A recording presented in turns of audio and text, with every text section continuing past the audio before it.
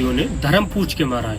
मैं कहता हूँ जाति पूछ के मारा है, नाम पूछ के मारा है, जैसे भी मारा है। वो भी ये जानते हैं कि भारत के अंदर हिंदू मुसलमान में इतनी नफरतें बढ़ चुकी है। यहाँ 2 फरवरी के दिन एक पूरा मार्केट जहाँ पर मुसलमानों की आबादी थी, 2 लाख से ज़्यादा लोगों को बेरोजगार कर दिया गया।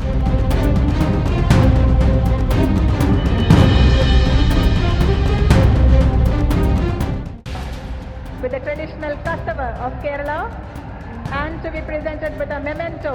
आतंक की भेंट चढ़ने वाले हमारे नागरिकों को, उनके परिवारजनों को कहना चाहता हूं।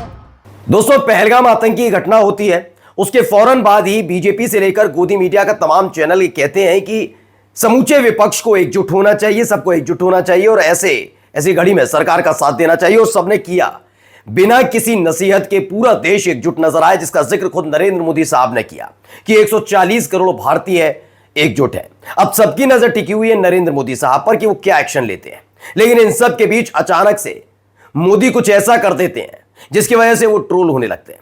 मंच पर पहुंचते हैं, मंच पर पहुंचकर जहां एक तरफ पहलगाम आतंकी घटना के सदमे से अभी तक देश उभरा नहीं, उन सब के बीच वो कुछ ऐसा कर देते हैं जिसे देखने के बाद आप भी कहेंगे कि आखिरकार ये हो क्या रहा है।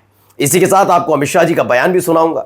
अमित शाह ने जो कुछ कहा है वो सुनिएगा। इस देश के एक बड़े पत्रकार जो खुद को बहुत घनघोर राष्ट्रवादी कहते हैं, उनका आज एक ऐसा इंटरव्यू दिखाऊंगा जो इंटरव्यू सिर्फ विपक्ष का ले सकते हैं इस दौर में आकर पहलगाम आतंकी घटना को लेकर। लेकिन हिम्मत नहीं कि सरकार से ऐसे ही सवाल पूछ लें। तब पूछा जाएगा हम काटना है या चूज कर खाना है। यही नहीं, आज मैं एक आपको फौजी की जुबानी सुनाऊंगा जो दावा किया गया वो फौजी हैं और उन्होंने क्या कुछ कहा कि आखिरकार ये घटना ऐसे ही क्यों अंजाम दी गई। तो देखिएगा आखिरकार क्या हुआ था जब अडानी और अचानक से नरेंद्र मोदी साहब मिलते हैं। नमस्कार, मैं हूं प्रज्वल गौतम और आप देख रहे हैं the live TV. The live TV, सच सबसे आगे। शुरुआत कर रहे हैं एक बयान के साथ। इस बयान को आपको सुनना चाहिए जो बयान नरेंद्र मोदी साहब ने दिया है। पहले इस बयान को आप सुनिए क्या कह रहे हैं। हमारे मुख्यमंत्री जी से भी मैं कहना चाहूंगा, आप तो इंडी अलायंस के बहुत बड़े मजबूत पिलर है। यहां शशि थरूर भी बैठे हैं और आज का ये इवेंट कई लोगों की नींद हराम कर देगा।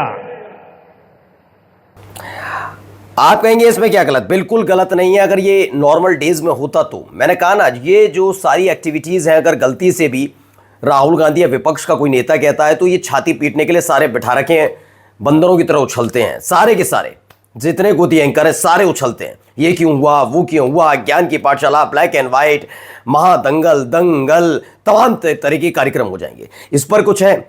दरअसल इसे पवन खेरा ने लिखा, देश का दुर्भाग्य कि ऐसे नाजुक समय में जब देश का समूचा विपक्ष सरकार के साथ खड़ा है, देश के प्रधानमंत्री ऐसी फूहड़ राजनीति कर रहे हैं, देश के दुश्मन मुस्कुरा रहे होंगे। लेकिन ये सवाल क्या इस देश के पत्रकार पूछ पाएंगे? मैं हिम्मत शब्द का इस्तेमाल ही नहीं करूंगा। हैसियत रही है इस देश के पत्रकारों की, गोदी मीडिया के चैनल के एंकर पत्रकारों की हैसियत नहीं है, क्योंकि उनको भी तो चाहिए ना 40 करोड़ वाला पैकेज कभी ना कभी उन तक पहुंचे। चलिए अगला दिखाता हूं। कृष्णकांत भी लिखते हैं, इन्होंने आज घृणित और निकृष्टतम राजनीति का एक और निचला पायदान छू लिया। 28 लोगों की जिंदगी हराम हो गई और इनको खुशी मिल रही है कि इनकी सभा देखकर कुछ लोगों की नींद हराम हो जाएगी। ये है इनके सरोकार, ये है इनका राष्ट्रवाद। बिल्कुल ये बात अब आप समझिए। वो कोड अनकोड भी लिख देते हैं, पीएम पद पर टिप्पणी ना समझिएगा।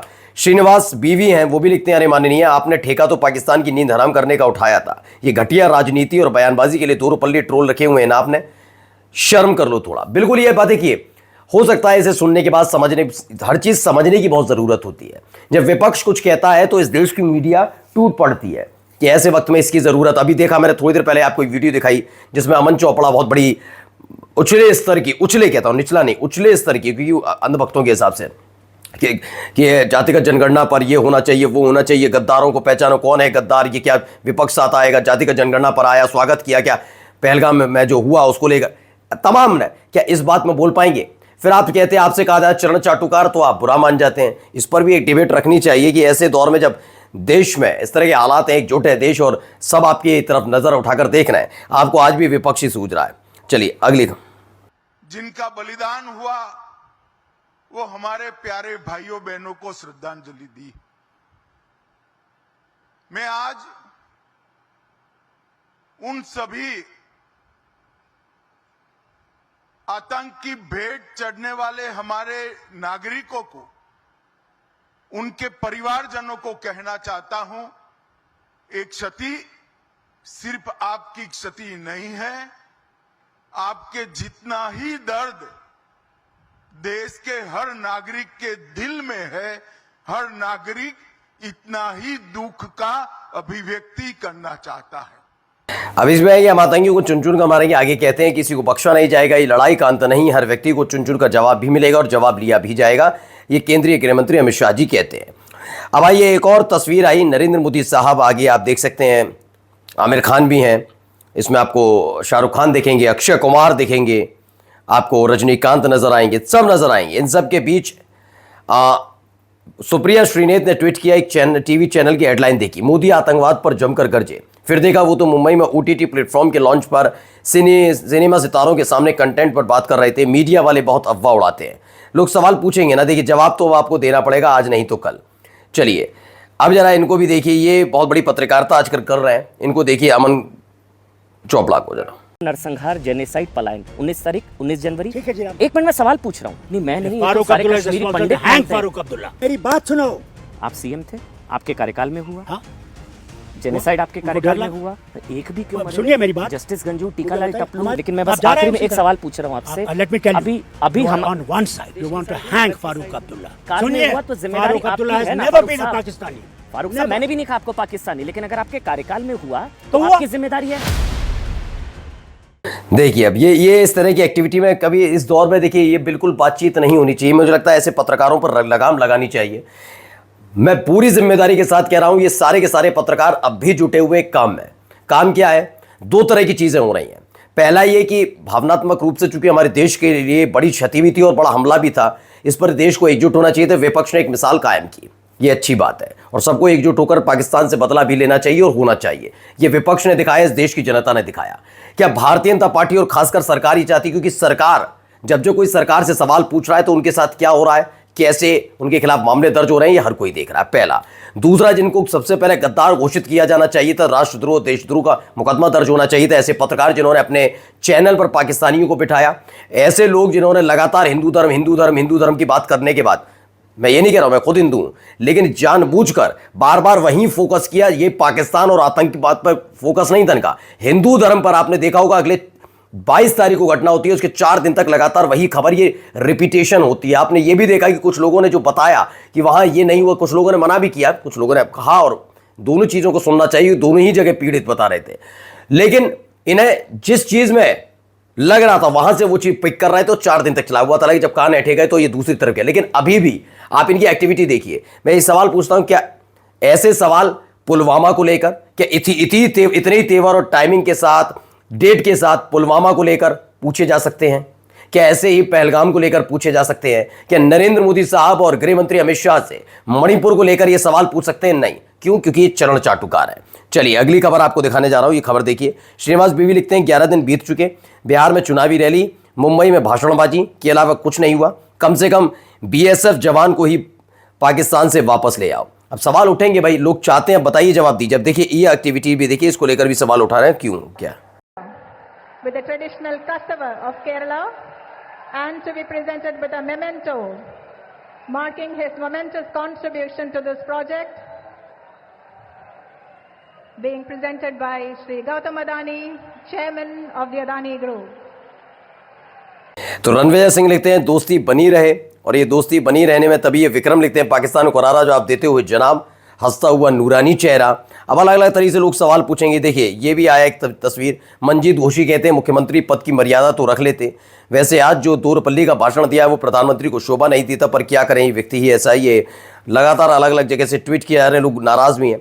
अब एक बयान आपको सुनाने जा रहा हूँ। दावा किया जा रहा है फौजी हैं, लेकिन जो इन्होंने बात कही है वो सुनना सबसे ज्यादा जरूरी है। सुनिए। अगर आतंकवादियों ने धर्म पूछ के मारा है, मैं कहता हूँ जाति पूछ के मारा है, नाम पूछ के मारा है, जैसे भी मारा है, वो भी ये जानते हैं कि भारत के अंदर हिंदू मुसलमान में इतनी नफरतें बढ़ चुकी है कि उस पर मुद्दा बनाया जाए। जैसे वो फैलेगा वैसे काम होगा। ये पहला ऐसा आतंकी हमला है जिसमें स्पेशल नाम और धर्म पूछे जा रहे हैं। देखिए ये दावा किया जा रहा है। मोमिन IBN खान लिखते हैं कि ये हैं अकरम फौजी, ये आपसे कह रहे हैं कि आतंकवादियों ने लोगों को धर्म पूछकर इसलिए मारा क्योंकि इंडिया में वो अपनी दहशतगर्दी को लंबे समय तक जिंदा रखना चाहते हैं, इसलिए वो हिंदू मुसलमान को लड़ाना चाहते हैं, आतंकियों को। जवाब तुम्हारी एकता से बेहतर कुछ नहीं। सुना फौजी को ये जो मैंने अभी सुनवाया आपको। चलिए अब ये जाते जाते एक वीडियो देखते हैं, ये खबर देखिए क्या खबर है। अस्सलाम वालेकुम। पुणे के चिखली इलाके में हूँ और यहाँ 2 फरवरी के दिन एक पूरा मार्केट जहाँ पर मुसलमानों की आबादी थी, 2 लाख से ज़्यादा लोगों को बेरोज़गार कर दिया गया।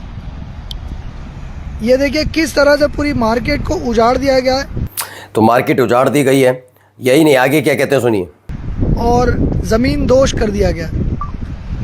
और अब यहाँ पर 18 मस्जिदों को देखिए, एक ऐसी मस्जिद है, एक मस्जिद यहाँ आपको नज़र आ रही होगी, ये ऐसे 18 मस्जिदों को यहाँ पर नोटिस दे दिया गया। अब नोटिस दिया गया, आप देखिए क्या है। अतीक अहमद खान लिखते हैं पुणे में 2500 यानी 2500 दुकानों की दीवारें गिरा दी गई, करीब 2 लाख लोग बेघर हो गए, 18 मस्जिदों और 12 मंदिरों को नोटिस थमा दिया गया। मगर ना सरकार कुछ कह रही है, ना विपक्ष। मुसलमानों के हक पर खुला जुल्म हो रहा है और सियासतदान खामोश है। ये खामोशी भी एक साजिश है, और वाकई साजिश है या नहीं, लेकिन तस्वीरें जो आज मैंने देखी हैं वाकई थोड़ा दिक्कत भी देती हैं, परेशानी देती हैं कि अगर सरकार में रहते हुए सरकार से सवाल पूछे जाएं तो देशद्रोही हो रहे हैं लोग। लेकिन अगर सरकार कुछ करती है, ऐसा वैसा कुछ कहती है, करती है, तो उस पर सवाल भी ना पूछी जाने दिया जाए। नमस्कार।